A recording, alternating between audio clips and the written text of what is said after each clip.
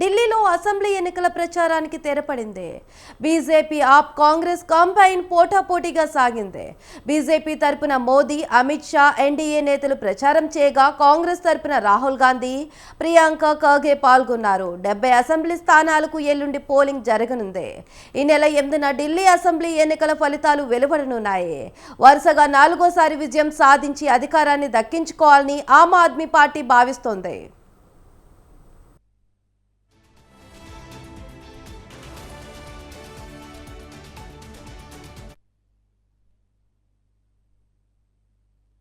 ఢిల్లీలో అధికార పీఠానికి దూరంగా ఉన్న బీజేపీ ఈసారి ఎలాగైనా అధికారంలోకి రావాలని గట్టిగా ప్రయత్నిస్తోంది. ఇక ఇండియా కూటమిలోనే ఉన్న కాంగ్రెస్ ఢిల్లీలో తన మిత్రపక్షమైన ఆప్ పై పోటీకి దిగింది. ఆప్ కాంగ్రెస్ 70 చోట్ల పోటీ చేస్తుండగా బీజేపీ 68 స్థానాల్లో పోటీకి దిగింది. మిగిలిన 2 సీట్లను జేడీయూ, ఎల్జేపీకి కేటాయించింది. సిపిఐ 6, సిపిఎం 2, సిపిఐ ఎంఎల్ 2 సీట్లలో పోటీ చేస్తుంది.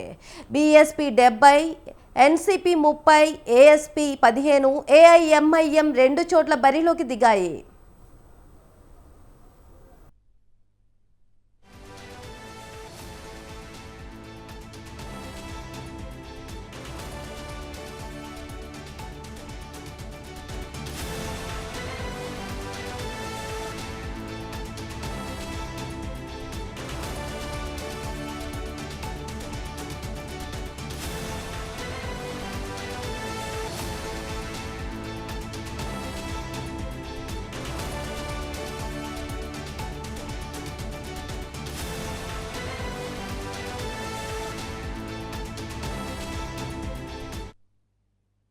ఢిల్లీలో అసెంబ్లీ ఎన్నికల ప్రచారానికి తెరపడింది. బీజేపీ ఆప్ కాంగ్రెస్ కంబైన్ పోటాపోటీగా సాగింది.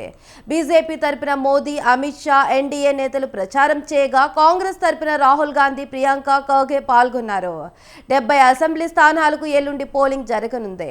ఈ నెల 8న ఢిల్లీ అసెంబ్లీ ఎన్నికల ఫలితాలు వెలువడనున్నాయి. వరుసగా 4వ విజయం సాధించి అధికారాన్ని దక్కించుకోవాలని ఆమ్ ఆద్మీ పార్టీ భావిస్తోంది.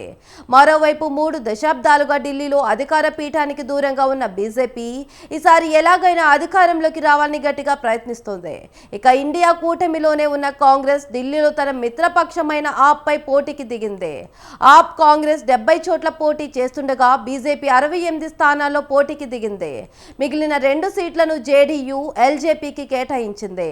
సిపిఐ 6, సిపిఎం 2, సిపిఐ ఎంఎల్ 2 సీట్లలో పోటీ చేస్తున్నాయి. బీఎస్పీ 70, ఎన్సీపీ 30, ఏఎస్పీ 15, ఏఐఎంఐఎం 2 చోట్ల బరిలోకి దిగాయి.